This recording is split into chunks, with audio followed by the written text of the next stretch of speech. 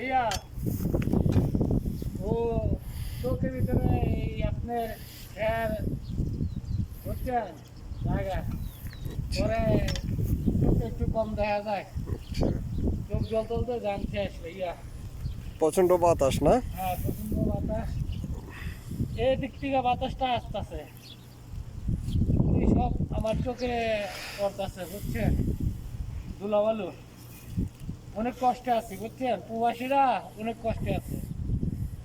শুধু আমি না, মানে সৌদি আরবেতে বৃষ্টি আসলে বাতাস আসলে মানে আমগো যারা মরুভূমিতে কাজ করে তাদের কষ্ট হয়। হ্যাঁ হ্যাঁ হ্যাঁ আচ্ছা, বুঝছেন, আমগো তো মনে করেন ঈদ নাই চান নাই, সবসময় আলাতুল কাজ করতে হয় বুঝছেন। আচ্ছা, আমরা আল্লাহ পাঠাইছে আমগো কাজে লইকি, আচ্ছা, অবশ্যই।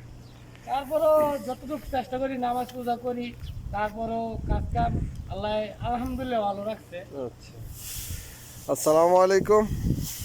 আজকে সকালবেলা প্রচণ্ড বাতাস।